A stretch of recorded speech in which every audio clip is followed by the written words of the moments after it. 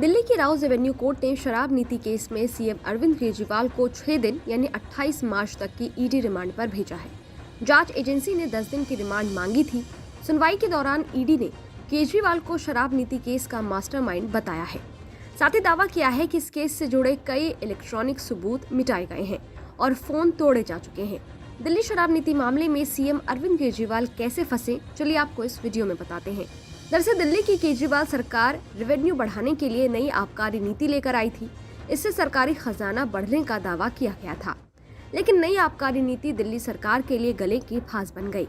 एक के बाद एक आम आदमी पार्टी के नेता इसमें नपते चले गए। सबसे पहले इस मामले में दिल्ली के पूर्व डिप्टी सीएम मनीष सिसोदिया की गिरफ्तारी हुई। फिर मामले में एक के बाद एक गिरफ्तारी होती चली गई। 17 नवंबर 2021 को नई एक्साइज पॉलिसी लागू हुई थी। ये वो पॉलिसी थी जिसके लागू होते ही दिल्ली में शराब और बियर पर ऑफर की झड़ी लग गई। नई आबकारी पॉलिसी के चलते दिल्ली में कई शराब के स्टोर्स पर एक बोतल की खरीद पर दूसरी मुफ्त में मिल रही थी। कुछ जगहों पर तो एक पेटी खरीदने पर दूसरी पेटी फ्री मिल रही थी। इस ऑफर की वजह से दिल्ली में शराब की दुकानों के बाहर लंबी लंबी लाइनें लग गई। दिल्ली में नई एक्साइज पॉलिसी के तहत शराब स्टोर्स को अधिकार था कि ग्राहकों को लुभाने के लिए वे गिफ्ट और डिस्काउंट दे सकते हैं, जबकि इससे पहले की आबकारी नीति के तहत शराब के दाम सरकार तय करती थी। हालांकि उस समय आधिकारिक तौर पर आबकारी अधिकारियों का कहना था कि दिल्ली में शराब पर सिर्फ 25% की छूट है, जबकि एक के साथ एक फ्री मतलब 50% तक की छूट मिल रही थी। दिल्ली सरकार का दावा था कि नई शराब नीति से माफिया राज खत्म होगा और सरकार के रेवेन्यू में इजाफा होगा। केजरीवाल सरकार ने तर्क दिया था कि इससे 3500 करोड़ रुपए का फायदा होगा। नई शराब नीति के तहत दिल्ली में 32 जोन बनाए गए थे और हर जोन में अधिकतम 27 दुकानें खोली थी। इस तरह से कुल 849 दुकानें खोली जानी थी। नई शराब नीति में दिल्ली की सभी शराब की दुकानों को प्राइवेट कर दिया गया, जबकि इसके पहले दिल्ली में शराब की 60% दुकानें सरकारी और 40% प्राइवेट थी। कथित शराब घोटाले का खुलासा 8 जुलाई 2022 को दिल्ली के तत्कालीन मुख्य सचिव नरेश कुमार की रिपोर्ट में हुआ था। मुख्य सचिव ने आबकारी नीति में कथित भ्रष्टाचार से संबंधित एक रिपोर्ट उप राज्यपाल विनय कुमार सक्सेना को भेजी। इसमें आरोप था कि आबकारी नीति के जरिए तत्कालीन उप मुख्यमंत्री ने रिश्वत ली और अपने पसंदीदा शराब कारोबारियों को लाभ पहुंचाया।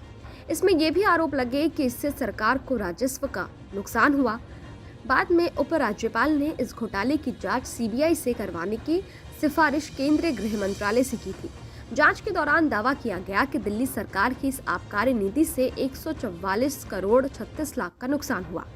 जांच एजेंसियों ने दावा किया कि इस नीति में भ्रष्टाचार हुआ और कुछ लाइसेंस धारकों को अनुचित लाभ दिया गया। इसमें लाइसेंस शुल्क माफ किया गया और इसके बदले में मोटी रकम वसूली गई।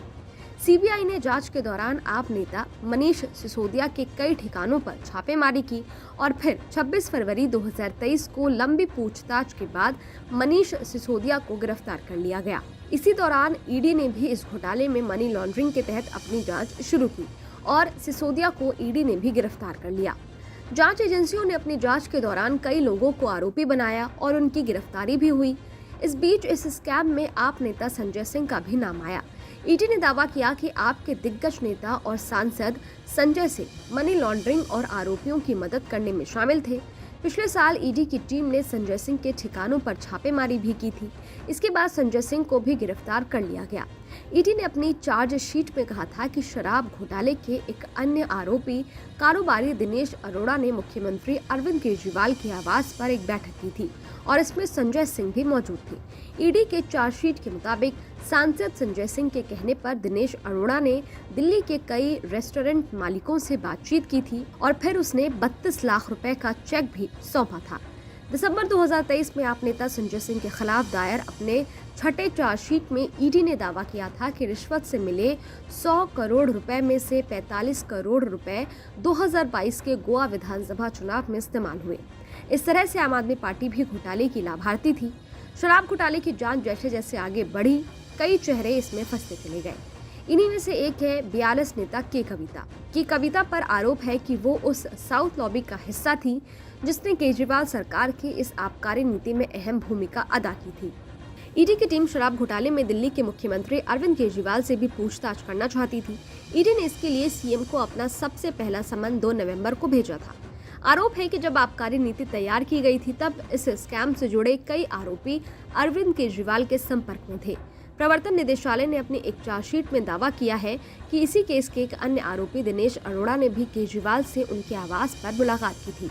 आरोप है कि घोटाले के आरोपी विजय नायर ने वीडियो कॉल के जरिए केजरीवाल और आरोपी समीर महिंद्रू से बात करवाई थी। आबकारी नीति घोटाले के आरोपी अरुण पिल्लई को लेकर जांच एजेंसी ने दावा किया कि उसने बताया है कि वो इस शराब नीति को लेकर केजरीवाल और सिसोदिया के साथ मिलकर काम कर रहा है। ईडी ने सीएम केजरीवाल को अब तक 9 समन भेजे थे, लेकिन केजरीवाल किसी भी समन पर हाजिर नहीं हुए थे। समन भेजने को लेकर केजरीवाल हाईकोर्ट भी गए थे और अदालत में उन्होंने कहा था कि वो ईडी के सामने तभी पेश आएंगे जब उन्हें इस बात की गारंटी दी जाएगी कि उन्हें गिरफ्तार नहीं किया जाएगा। हालांकि अदालत में उनकी याचिका खारिज हो गई, जिसके बाद अब ईडी का शिकंजा आपके दिग्गज नेता केजरीवाल पर कसा है।